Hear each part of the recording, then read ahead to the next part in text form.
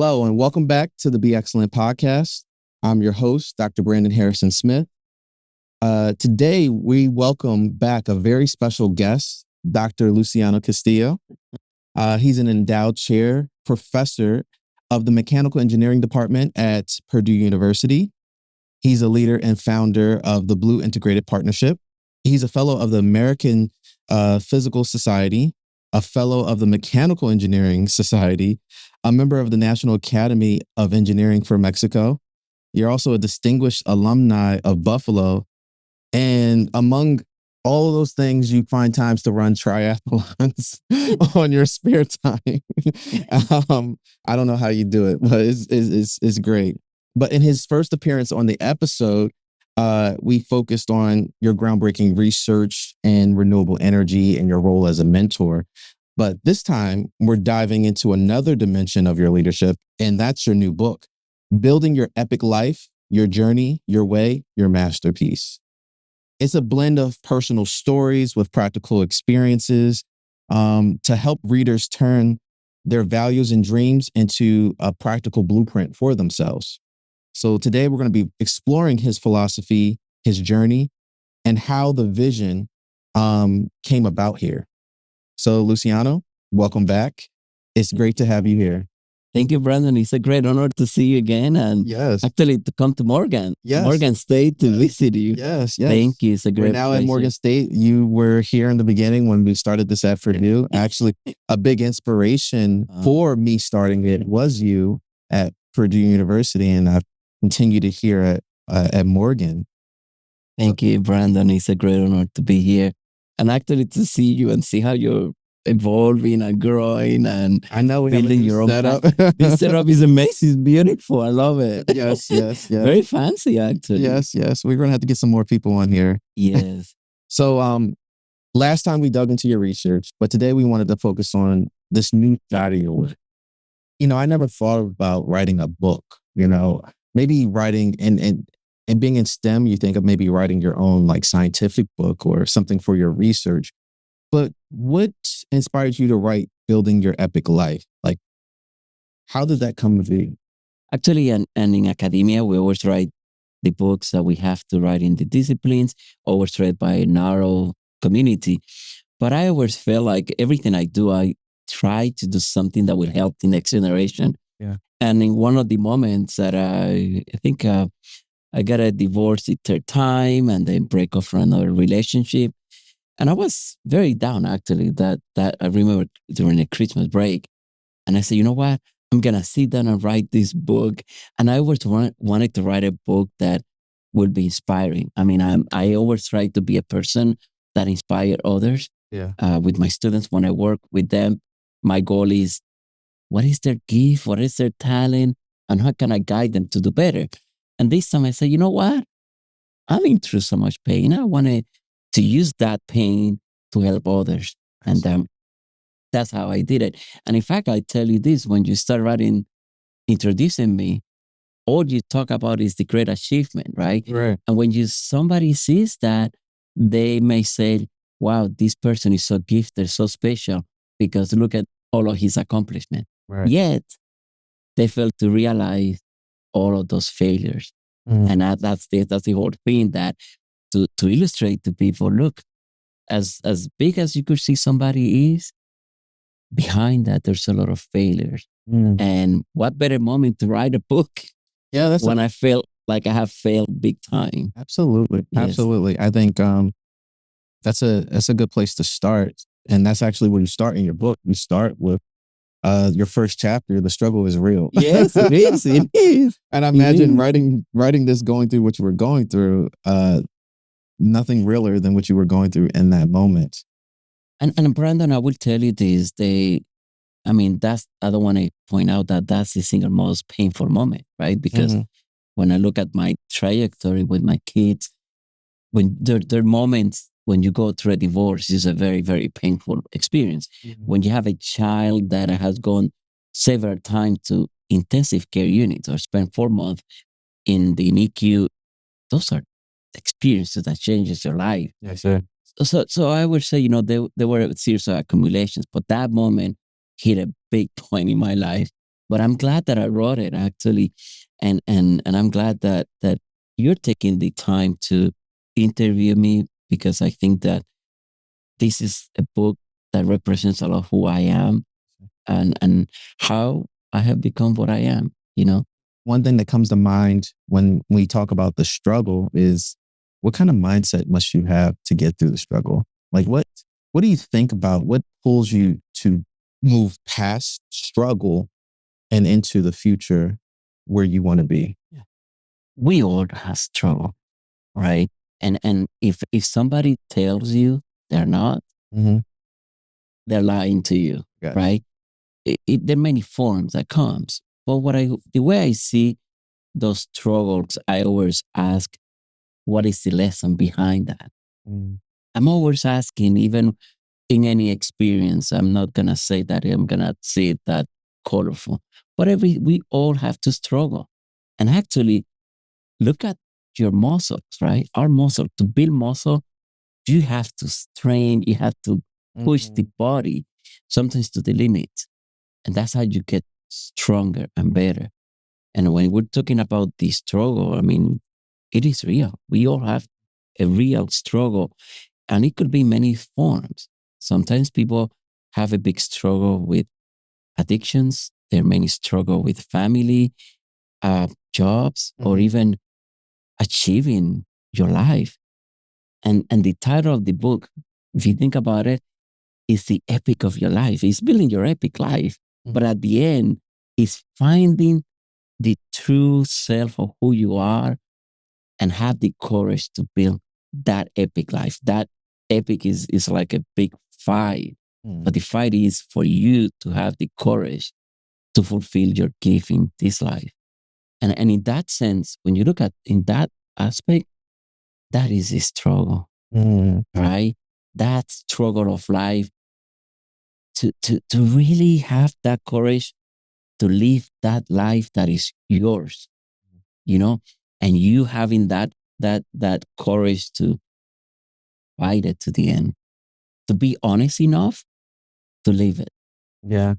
One of the things that you mentioned, when it comes to struggle is like with struggle sometimes comes failures.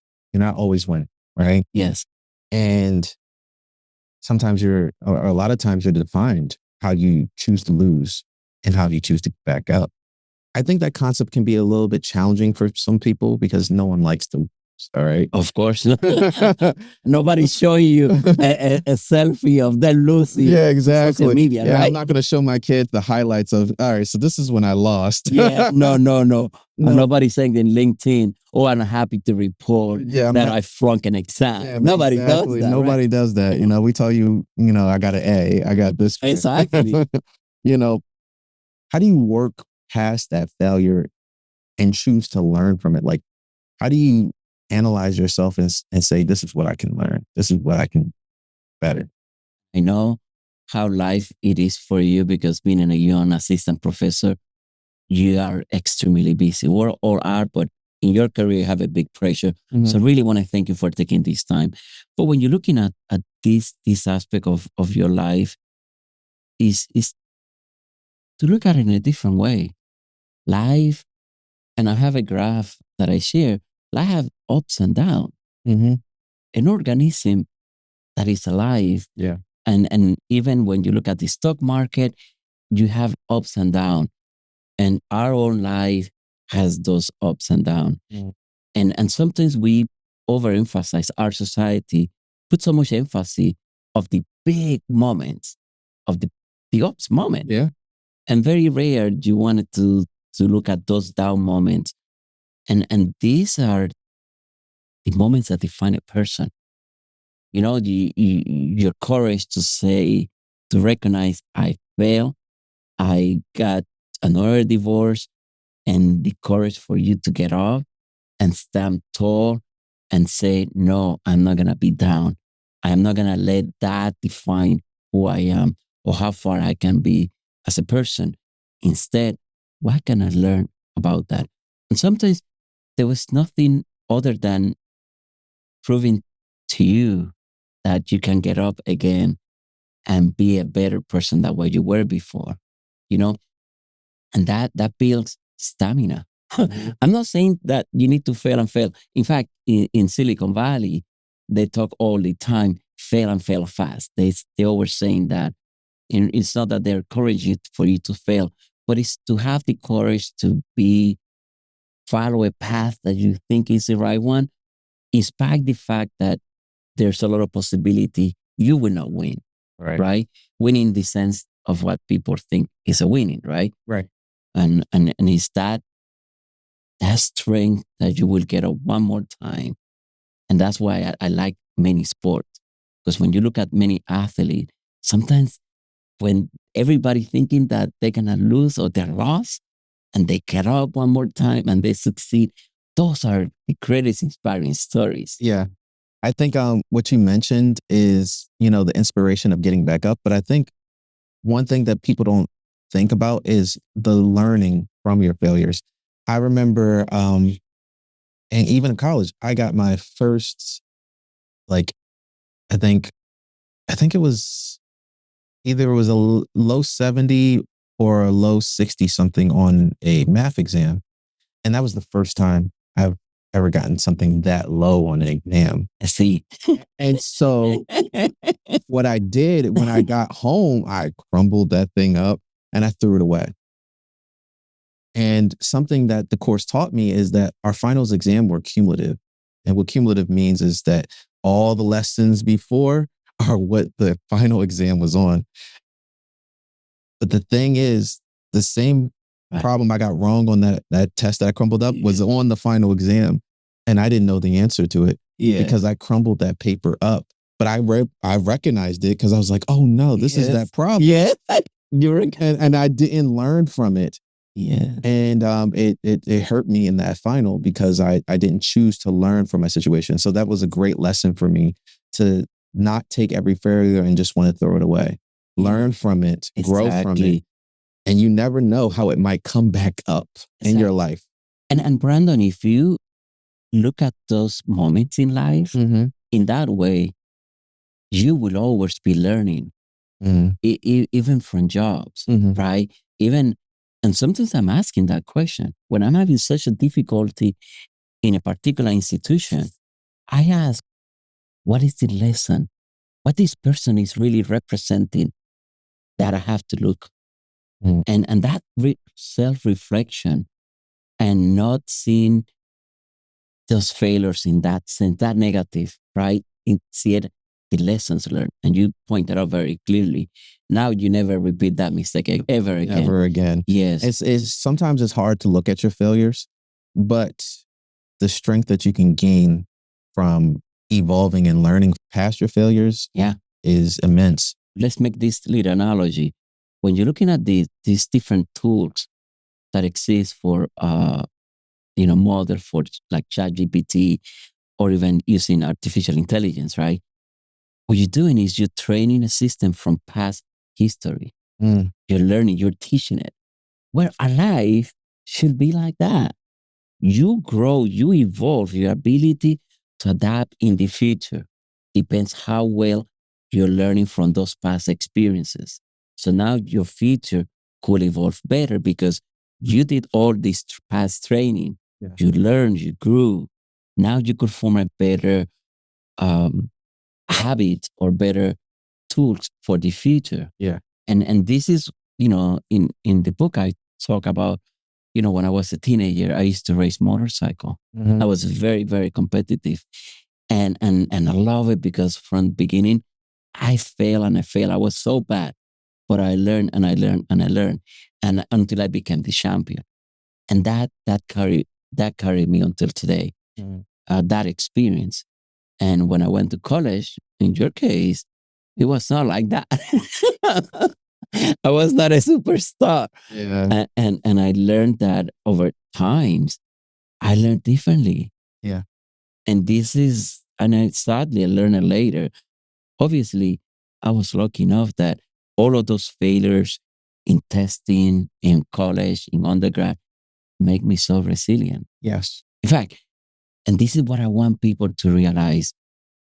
Failure, if you learn and you keep at it, could be the biggest lesson for you.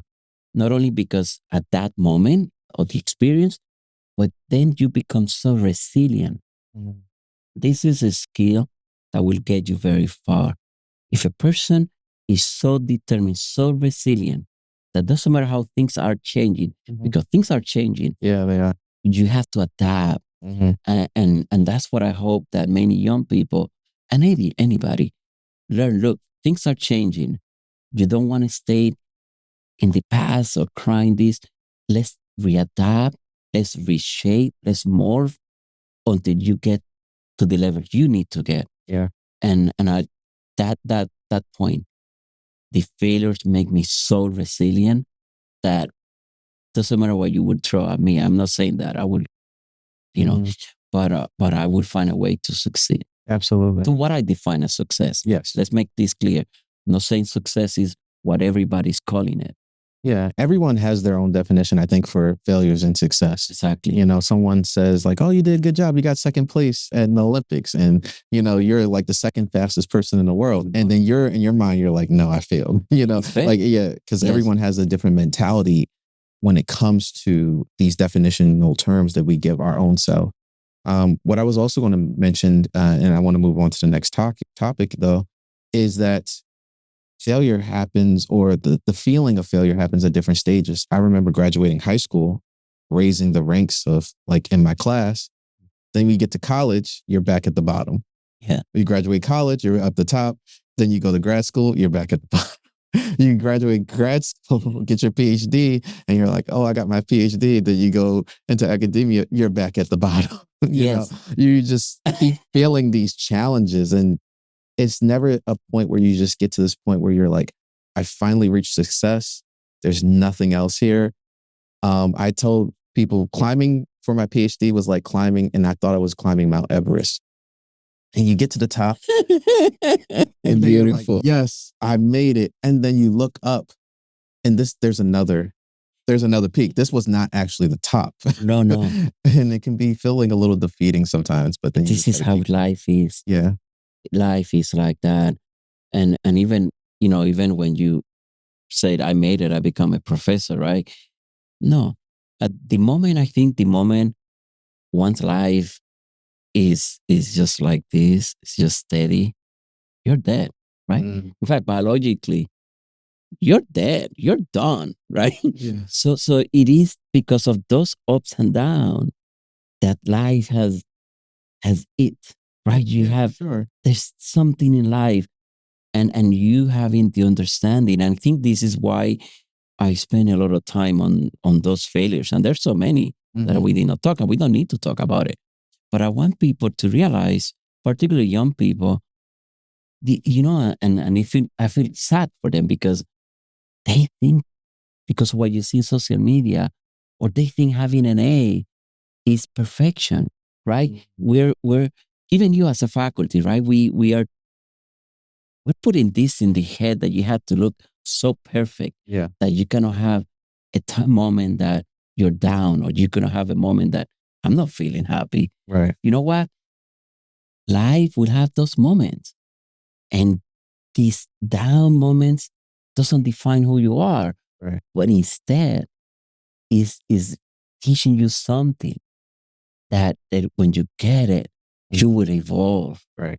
There's no way a Michael Jordan has become a Michael Jordan, or LeBron James, or Tiger Woods, or all these Serena Williams.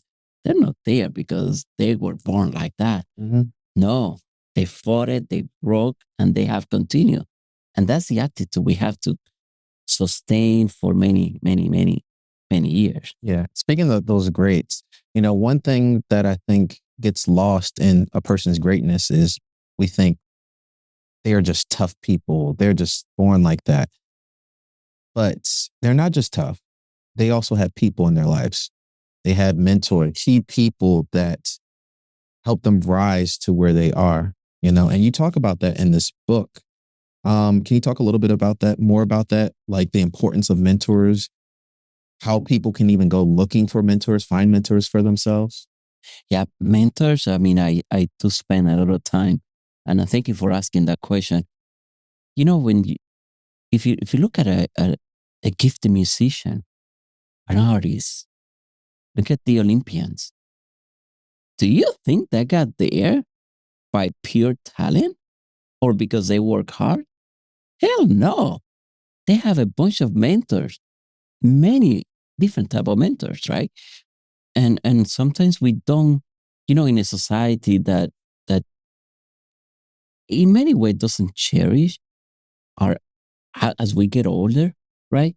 I mean, people sometimes telling me, "Oh my God, your hair is getting so white. You're getting old," and I'm like, "But I have hair." I like the. I'm telling you that I'm looking over the positive aspect Okay. of it.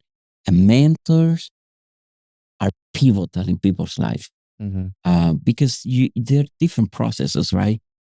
You're receiving input from your own experiences, right? Sometimes because of the level of experiences in your life, the way you make analysis of that situation is different than somebody that have lived a lot longer Sure. or have achieved what you wanted, Sure. right? So in your case, does it make sense for you to go and learn from somebody that maybe is an engineer, but is not an academician?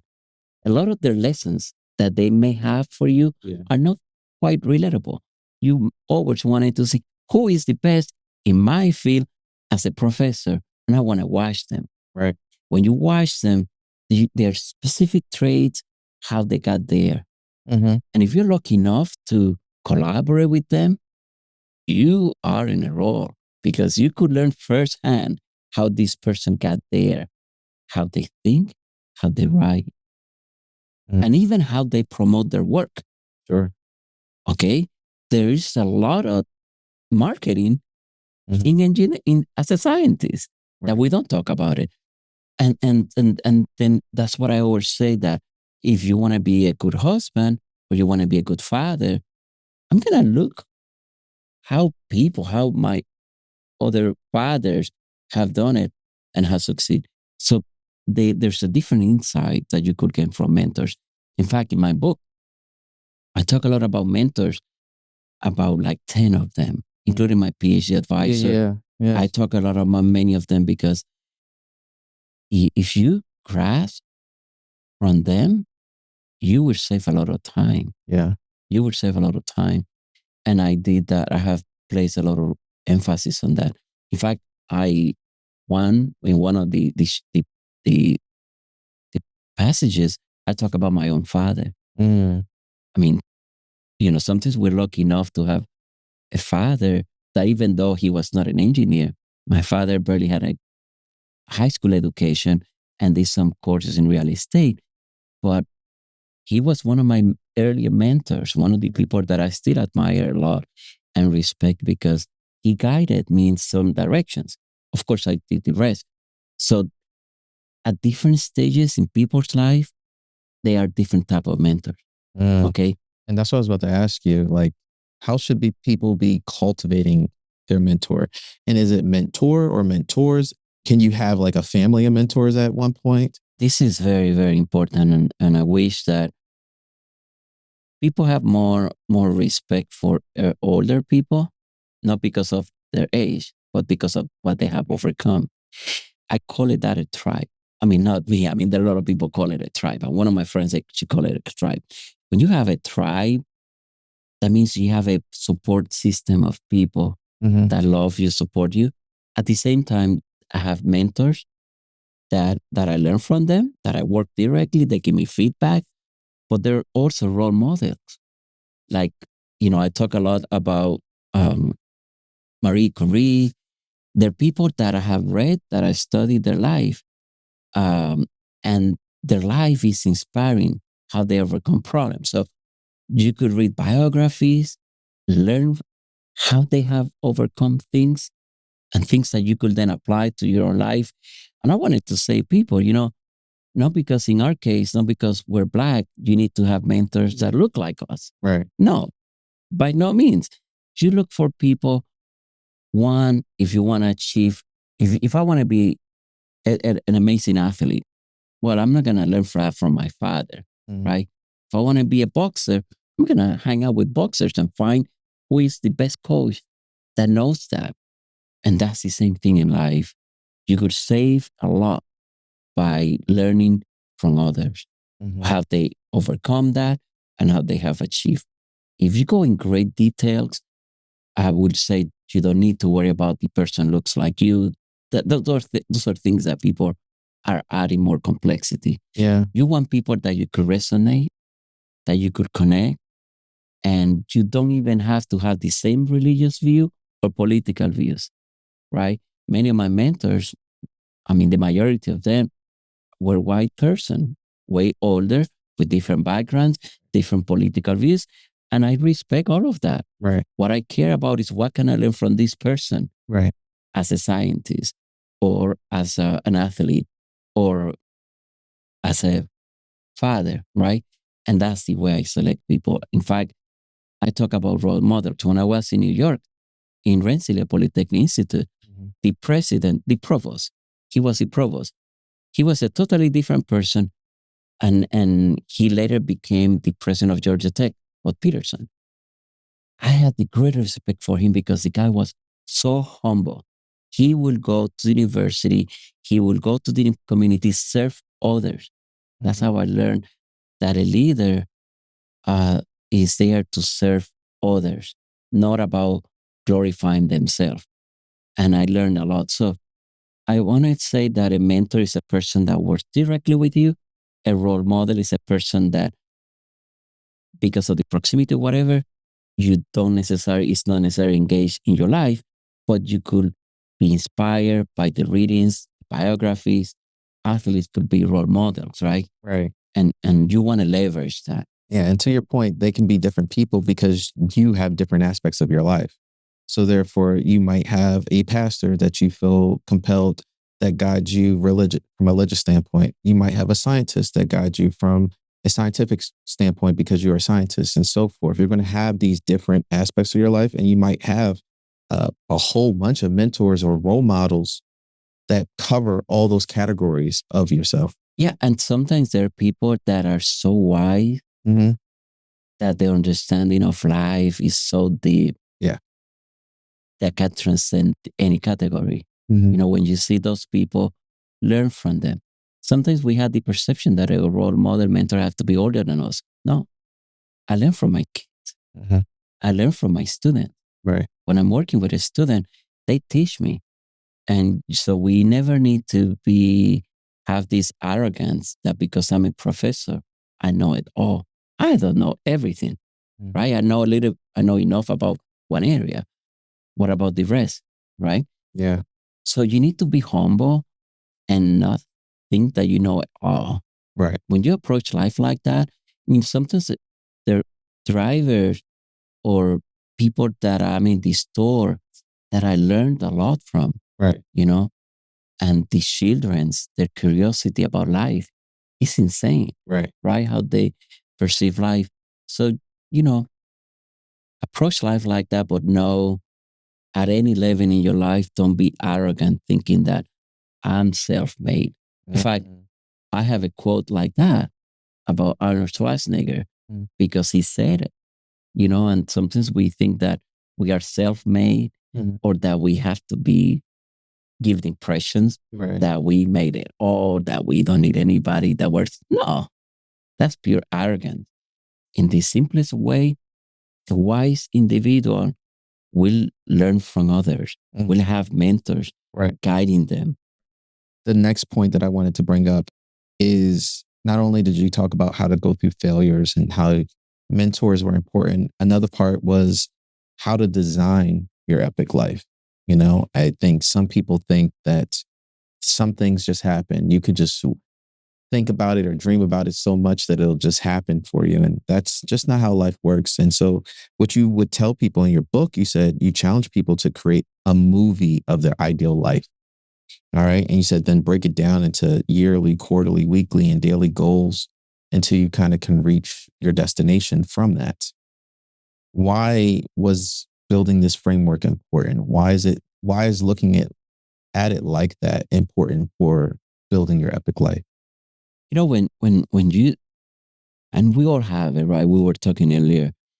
When you look at when you were a child, there were moments that many of us think, and I will become an astronaut, and I'm going to go in space, and I'm going to have an F-15. I'm going to be in a jet.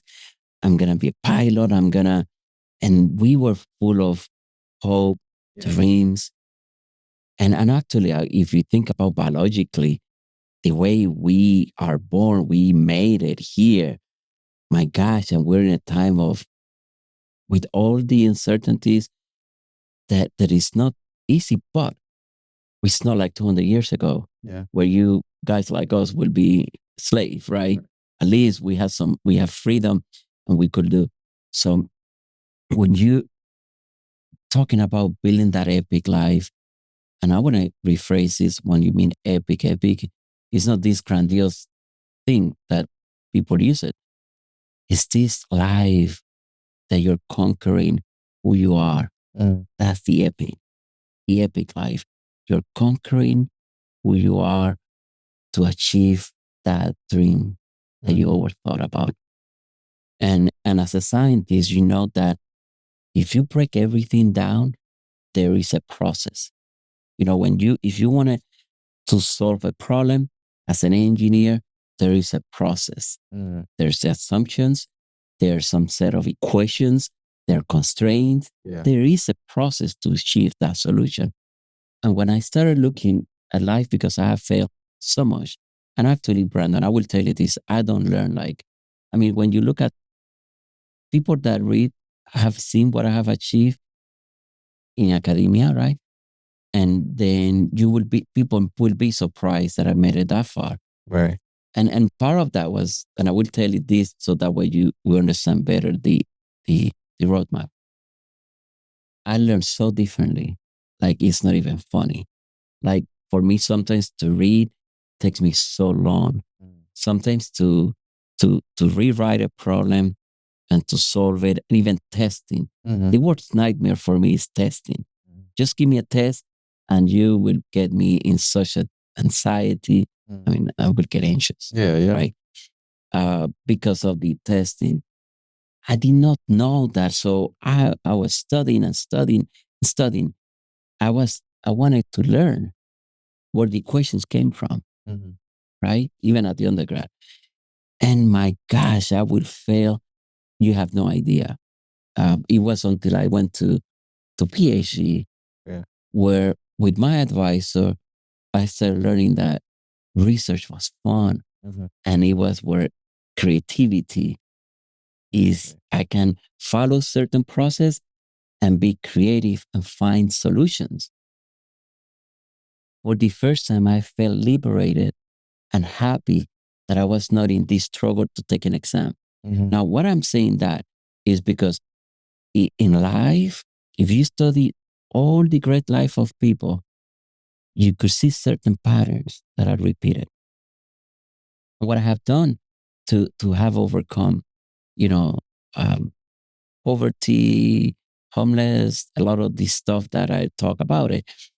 The way I picked myself up was once I found hope that it doesn't matter what I'm encountering at this moment, things will get better. And in the roadmap, I read so many books, I read so many stories, and I start practicing even with my own student, even when they were not knowing that I was doing that. And I learned that when I have a clear vision, and in the Bible there's a verse that says the people perish when they don't have a vision. Everything starts there. A person that has a vision and has that energy, people will follow that person. Okay. And what I'm trying to do here is to teach young people and adult, even retirees, because every phase in life is very scary because people have never done it. Right. And there's a lot of uncertainty there. So what I have done is to create a roadmap from an idea, from a dream, from a vision to a clear path how to do it. Right. Based on, and so I gave the example of my failures in exams, because if you would say, if a person fails taking exams, there's no way that person could become a professor. Yeah. Right. And if I tell you, if I was failing and you would see me at that time, you would say, and I tell you, I want to be not just professor, I want to be a superstar professor. People would laugh at me, right? A lot of my friends at that time, they don't even want to talk to me because they just to know what I have overcome. Right. Let's say overcome. And many people, and that's the epic of your life. That was my epic. Overcome standardized testing. This is why education is such a big deal for me. And so the roadmap has a set of very clear strategy how to build a well-defined life. Now, what I'm saying a roadmap. If I'm a bank, right? I'm a bank, right? And you're a business owner. Now, do you think I'm gonna give you $10 million just because Brandon has a great idea? I hope. No. They want. So people invest in people that know what they want and where they're going. Sure. So if I go to university, the first thing the president of that university has to give the board a path, strategic plan of the university. Absolutely. Every business does that. Mm-hmm. Why you as a person will not have your own business strategy? Right. You're crazy, right? An Olympian will have a clear path with their coaches. Yeah. Where they're going, how much you're going to eat, when you're going to train, how much you're going to sleep. Your life is controlled by that. Yeah. And that's how they go to the Olympics. Now, in our life, that's what I'm talking about. Hey, friends, we're going to do a roadmap, going to build it together, but I'm going to show you how you do it for your life. Yeah. Not for mine, for your life. Speaking of how you're going to show them these things and show them the roadmap, what I thought was interesting is that at the end of each chapter, you had these exercises that came along with like all of these book chapters that you wrote. You know, can you talk more about your thought process into that? Why did you include exercises? I know that's a little bit different for most books kind of this nature, to throw that in there. I was trying to create, actually, when I was building this book, I wanted to do something that would be meaningful. I mean, I hate to read, or even when you listen to books, this 300 pages book, they're so long, you read it, and at the end, you ask, what did I learn? Right? I wanted to build something that is actionable. That's why I put at the end of the book specific activities.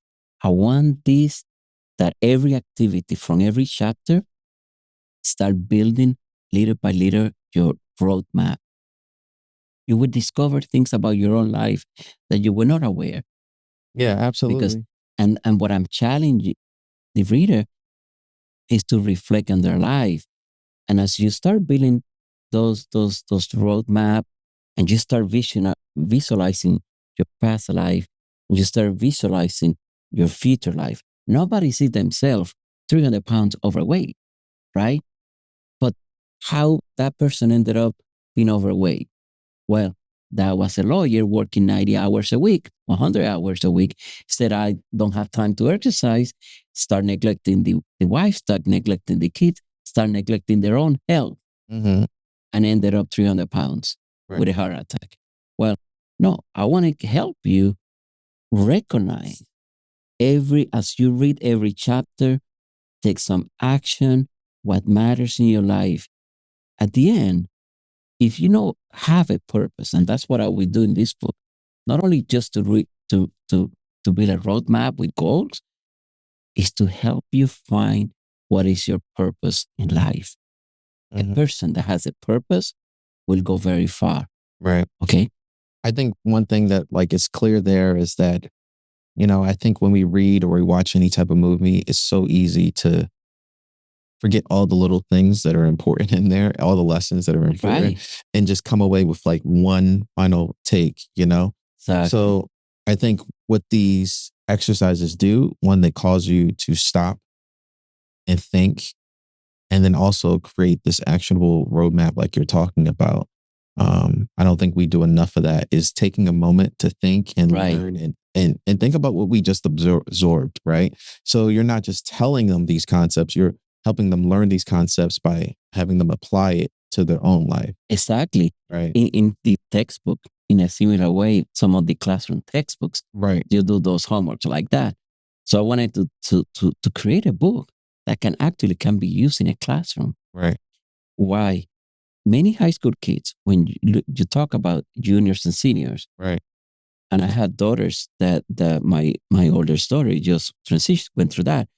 They get so stressed out Yeah. because they don't know what do they want to study, what college to apply, do I how I find financial aid, or you're talking to a kid that is just finished undergrad and they're overwhelmed, right?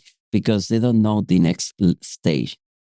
When you learn how to build a very clear, specific roadmap on at any stage of your life, you could go very far. Right. When you understand that you need to have a very good financial understanding of your money, that you cannot just take debt Right. because everybody else is buying these cars.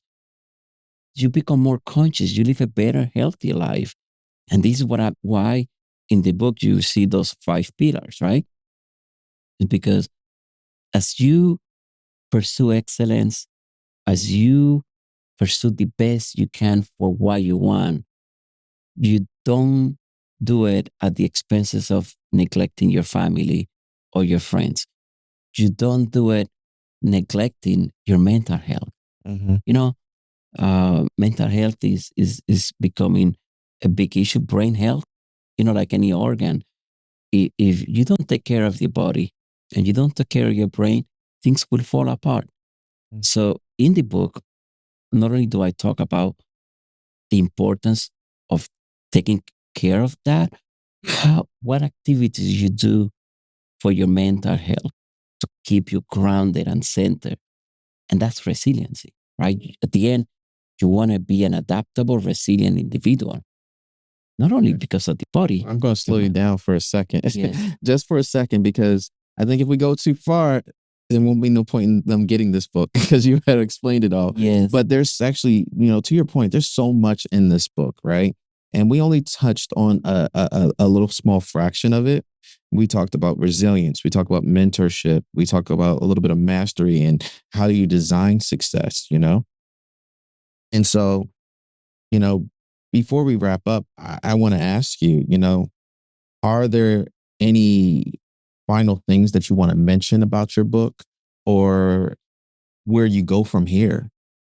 Like you've written this book. It seems like it was an experience for you and like an adventure, so to speak, Yes. an undertaking. I'm wondering if like there's more from this. Like, will we get, even more books? Are you writing a fiction novel or a nonfiction novel? What's next? No, I also want to tell you this that I need to thank my publishers, my editors, because Sure. as I pointed out earlier, Arnold Schwarzenegger talked about that there's not a you're not a self-made. There are many people that came along to help you. And when I did this book, there's something that I want to make sure people understand. I'm trying to build it in a way that is a workshop, is to build that. So now what I'm doing, I'm creating these in modules, small modules, so that way students or alumni or retirees can take their next stage. For example, although our society is getting older and older, many people are living longer, but they don't have the health after they work 40, 50 years to then travel the world the way they want it. Mm-hmm. So in this book, I go about how you could take control of your health, Right. right?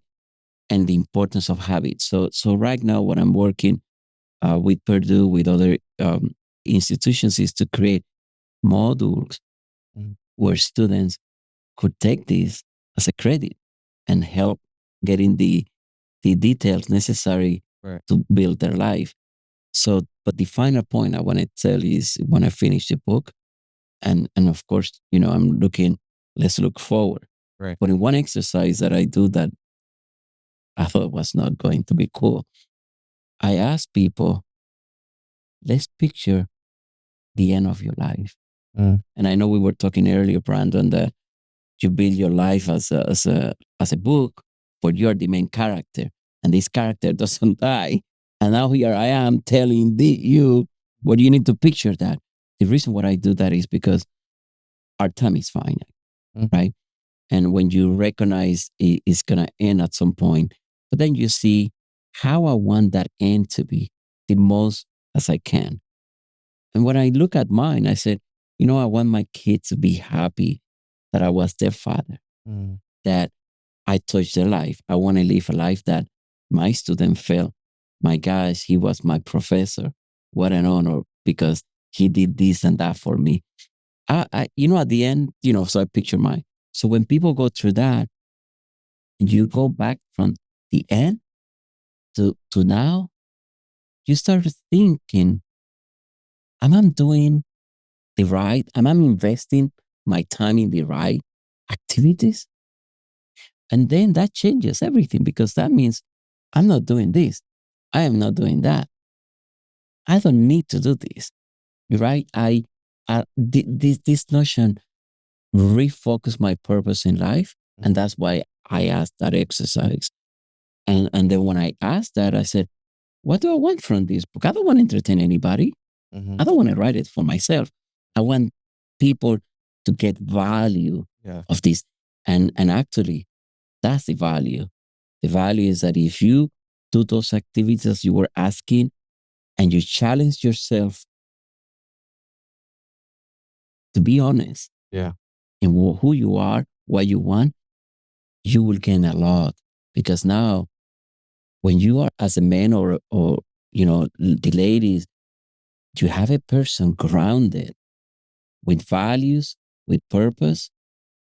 And when you know where you're going, there's something different about you, right? A person that can stand tall, proud, in spite of those failures, in spite of everything. And so that's why now I'm very excited to work on this project. And I'm very honored that you took the time to talk to me about it. Of course. Because I want people now to know, look, I'm gonna launch some modules where people are gonna take some certification from Purdue, from different institutions. And imagine in college learning how to build a roadmap for your life at any level. Right. If you're a retiree, alumni, you could do it. So we're working on that. So that's the next project Nice. that we're doing. And I want to thank you again for your time. Yeah, no problem. And remind the listeners, like, who is this book for? Like, who should be going to pick up this book as soon as it hits the shelf? I think, everybody, because we're all at different stages. But when I was writing, I was talking directly to the young generation, right?